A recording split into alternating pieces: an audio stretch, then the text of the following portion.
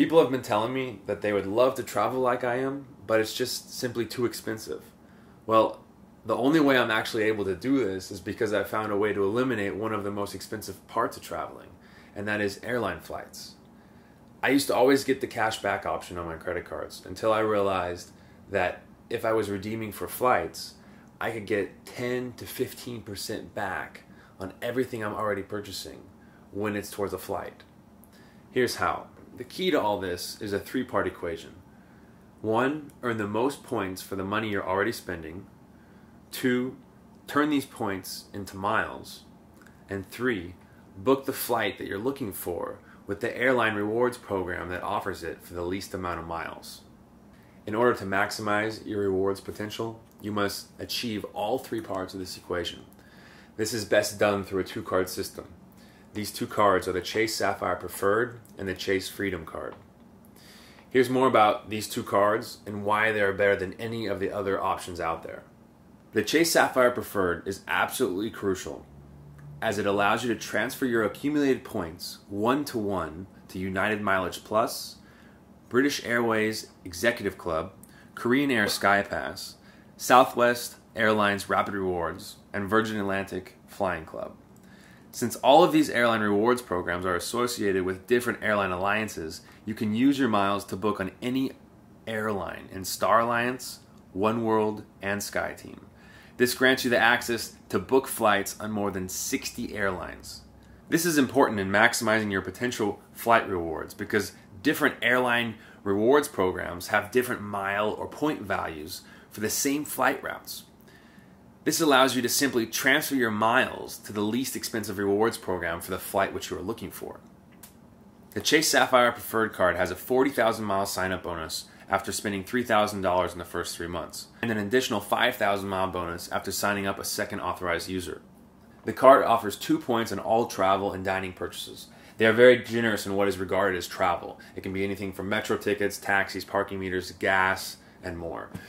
The first year of the card is free, and then an annual fee of $95 afterwards. This, however, will be more than recuperating your flight rewards. The second card in the system is the Chase Freedom card. You've probably seen the commercials on TV, how it offers 5% cash back in different categories every financial quarter. This year, 1 quarter was restaurants and food, 2 quarters, or 6 months, was gas, and the current quarter is Amazon.com and various department stores. The Chase Freedom card is a free card and has a 10,000 point sign-up bonus, the equivalent of $100. 5% cash back means that you get 5 points rewarded for every dollar spent. 1,000 points equals $10, 10,000 points equals $100, and so forth. The key here, however, is not to redeem your points for cash back, because these points accumulated on your Chase Freedom card can be transferred over to your Chase Sapphire Preferred card and then used to be transferred one-to-one onto an airline rewards program to book flights, which typically will cost 2 to 3 times the amount of cash back that you would have gotten. For example, my first flight on this trip is from Chico, California to St. Petersburg, Russia. This flight cost me 30,000 points. If I had taken the cash back value for these 30,000 points, it would have been only $300. However, I purchased a flight that would have cost me $3,000 if I'd purchased it regularly. There's no question here, folks. Take your pick. So all these points, miles, percentages, cash back, rewards, how do you make sense of all this? Well, here's what I do. I use my Chase Sapphire Preferred card for anything and everything I purchase, except when a purchase is in the 5% cashback category in the Chase Freedom card. For example, when it's gas, I use the Chase Freedom card for gas, but anything and everything else will be on the Chase Sapphire Preferred. Currently, Amazon.com is the 5% cashback category for the Chase Freedom card. So I'm purchasing all my Christmas gifts and all the things I need for this trip, basically, on Amazon.com, and I'm getting the 5 points for every dollar I spend on there. Keep in mind, this 5% cash back will be doubled or tripled when I return that for flights. So it's basically like I'm getting 10 to 15% of the money back on everything I spend for Christmas. Not bad. I'm using this 2-card system to purchase most of my flights on my journey around the world. I've already signed up family members and close friends who are doing the same thing as well.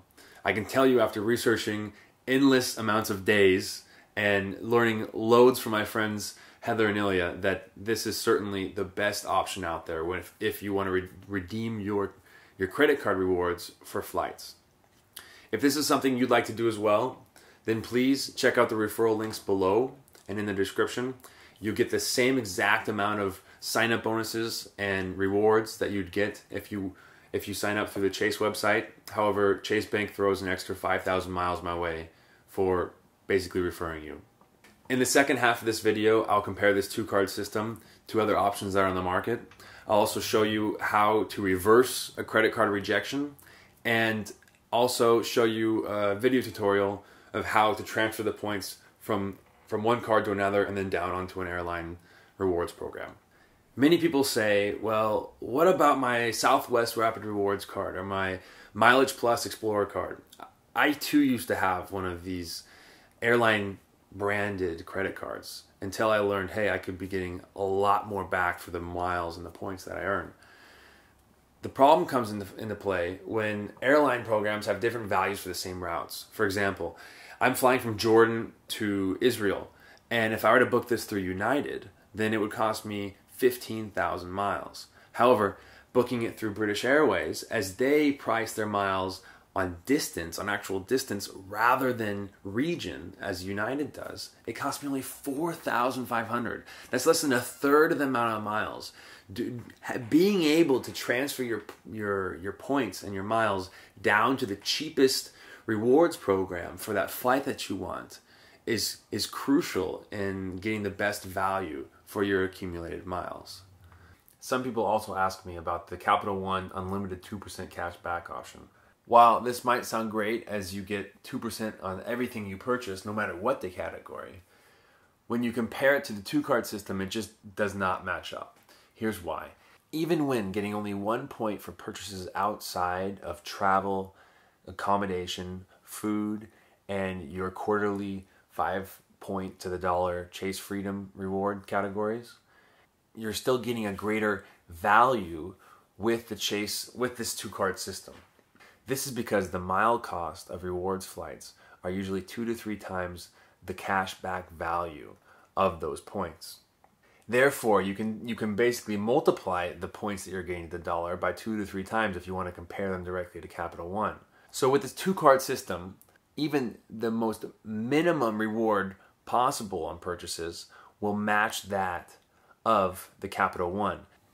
When you apply for the credit card online, if you're not automatically approved, then what you have to do is call a direct number to a Chase credit card analysis, and they'll work out a way in which you can still get the card. The first time this happened to me, I even went as far as getting a rejection letter in the mail, and I totally freaked out. But after researching some forums, I realized that 90% of the time this can be overturned. All I had to do was call this number and voluntarily opt to transfer some credit line. They said they could not issue more credit, that was fine. They just took some credit from another account of mine on there and put it towards this card. The minimum for the Chase Sapphire card is $5,000 credit line that they have to issue you. And so if you have existing Chase cards, then you can simply transfer some of your credit line from another one over into this card to meet the minimum. So how would transferring points from your Chase Freedom card to your Chase Sapphire Preferred card and then down to an airline work? Well, here's how. Well, here we see our rewards dashboard where we can select between our two cards. I selected Chase Freedom card and it shows that I have 23,000 points, which can be redeemed for $230 cash back. But instead, we're going to transfer these points over to my other account, the Chase Sapphire Preferred, as easy as so. This is a free transfer.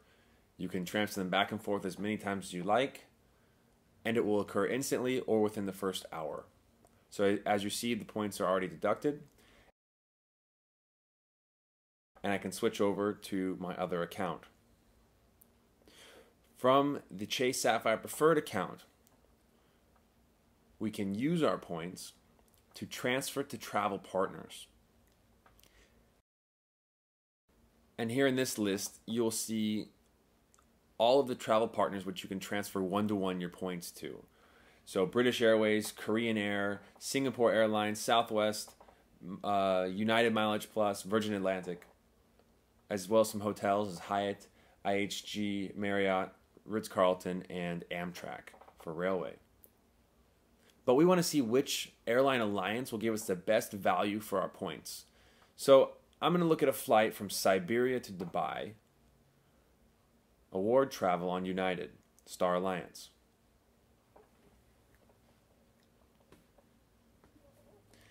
And here we can see that flying with Turkish Airlines, we have the following options, and they priced themselves at 25,000 miles for this flight.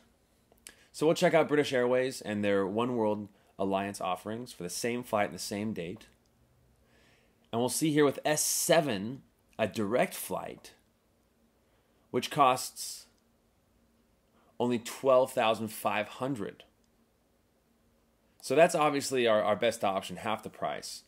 So we're going to return to our dashboard here of Ultimate Rewards and select British Airways.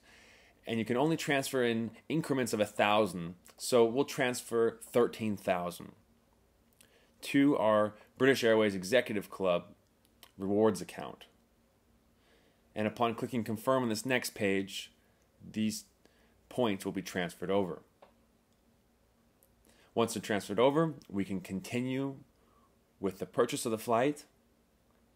And for 12,500 points, or avios as they refer to them as a denomination, and $9 we can purchase this flight. Now looking at the normal cost of this flight, the exact same flight will cost $280, more than 2 times the cashback value that you would have got if you redeemed your points for cash. If you sign up for both the Chase Sapphire Preferred card and the Chase Freedom card, just from the sign-up bonuses, you will already have 55,000 miles. You only need 60,000 miles to have a round-trip ticket to Europe and back. So basically, if signing up for both these cards today, within 2 months you could already be booking your flight to Europe next summer.